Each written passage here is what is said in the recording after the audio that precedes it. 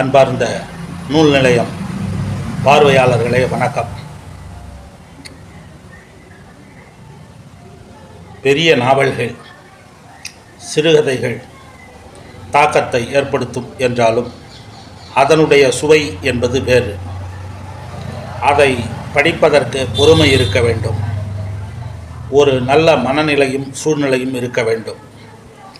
ஆனால் சின்ன சின்ன கட்டுரைகளாக எழுதினால் அது நிறைய பேருக்கு சென்று சேரும். ஒரு மிகப்பெரிய விழிப்புணர்ச்சியை ஏற்படுத்தும். பகுத்தறிவு வளரும். உலக ஞானம் உதிக்கும். அந்த வகையில் நடை சித்திரம் என்று அறிஞர் பாரா எழுதினார். மிகச்சிறந்த நாவல்கள் எழுதுவதோடு மட்டுமல்லாமல் மிகச்சிறந்த கட்டுரைகள் எழுதினார்.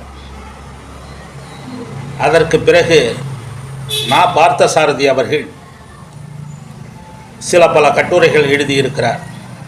துக்ளக்கில் நாப்பா என்று கூட ஒரு புத்தகம் வந்திருக்கிறது. துக்ளக் பத்திரிகையில் அவர் எழுதிய கட்டுரைகள். அதைப்போல அகிலன் அவர்கள் மிகச்சிறந்த நாவலாசிரியர், சிறுகதை ஆசிரியராக இருந்தாலும் கட்டுரை இலக்கியத்திற்கு தொண்டு செய்திருக்கிறார். அதே போல கவிஞர் கண்ணதாசன் அவர்கள் அவசியம் நீங்கள் படிக்க வேண்டிய இன்னொரு இலக்கிய தரமான கட்டுரை தொகுப்பு மிகச்சிறந்த சிறுகதைகளை எழுதிய அழகிரிசாமி அவர்களுடைய கட்டுரைகள். அழகிரிசாமி கட்டுரைகள், ஜெயகாந்தன் கட்டுரைகள், கண்ணதாசன் கட்டுரைகள். அதற்கு பிறகு பிரபஞ்சன் அவர்கள் எழுதிய கட்டுரைகள், ராக்கி ரங்கராஜன் எழுதிய கட்டுரைகள். இதெல்லாம் ஒவ்வொரு காலகட்டத்திலும் வாசகர்கள் படித்து ரசித்தார்கள். இதில் இலக்கியத்தின் போக்கு எப்படி இருக்கிறது, சமுதாயத்தின் பழக்க வழக்கம், பண்பாடு எப்படி இருக்கிறது என்பதை நாம் தெரிந்து கொள்ளலாம். உலக இலக்கியம் பற்றியும் இந்திய இலக்கியம் பற்றியும் நாம் தெரிந்து கொள்ளலாம். கானாசு அவர்களும் தீக்காசி அவர்களும் கட்டுரை இலக்கியத்திற்கு மிகப்பெரிய தொண்டு செய்திருக்கிறார்கள். சமகாலத்து நல்ல படைப்புகளை அறிமுகப்படுத்துவார்கள். சக எழுத்தாளர்களின் நல்ல படைப்புகளை அறிமுகப்படுத்துவார்கள். அதற்கு பிறகு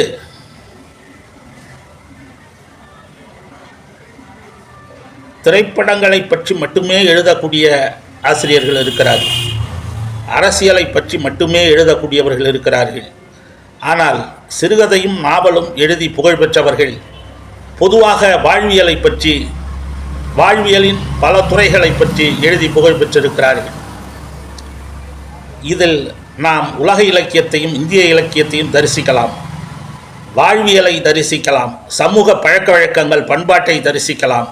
முக்கியமாக நாம் எந்த நூலை வாசிக்க வேண்டும் என்று அறிமுகப்படுத்துவார்கள். இதெல்லாம் ஒவ்வொரு தலைமுறையில் ஒவ்வொரு காலகட்டத்தில் இந்த ஆசிரியர்கள் எல்லாம் எழுதினார்கள்.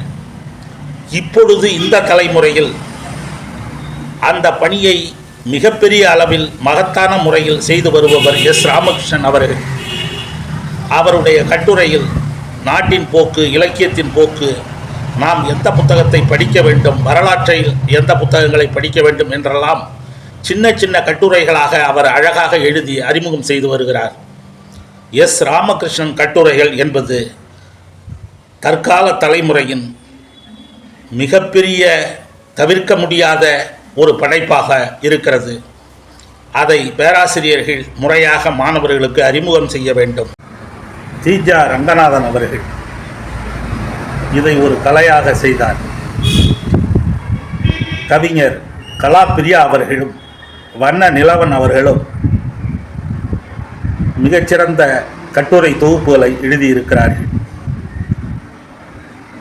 மாலன், சுஜாதா கட்டுரைகளும் பிரபலமானவை என்பது உங்களுக்கு தெரியும்.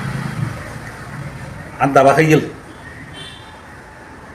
மிகப்பெரிய அளவில் எஸ். ராமகிருஷ்ணன் விதவிதமான கட்டுரைகளை எழுதியிருக்கிறார்.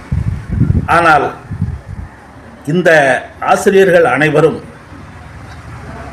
உலக சினிமா முதல் உள்ளூர் விஷயம் வரை எழுதினாலும் கொஞ்சம் அரசியலையும் தூக்கலாக எழுதியிருக்க வேண்டும் என்பது என்னுடைய கருத்து. எஸ். ராமகிருஷ்ணன் அவர்கள் இலக்கிய கூட்டத்தில் மிக குறைவான நபர்கள் கலந்து கொள்வதை பற்றி எழுதியிருக்கிறார்.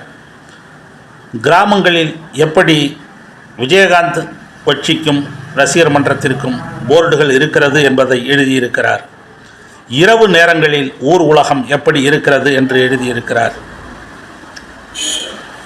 இன்னும் ஆச்சரியமான விஷயம், இலங்கை தமிழர் பிரச்சனையை பற்றி ஒரு கட்டுரை எழுதியிருக்கிறார். அதில் அரசியல்வாதிகளின் முகத்திரையை கிழித்திருக்கிறார்.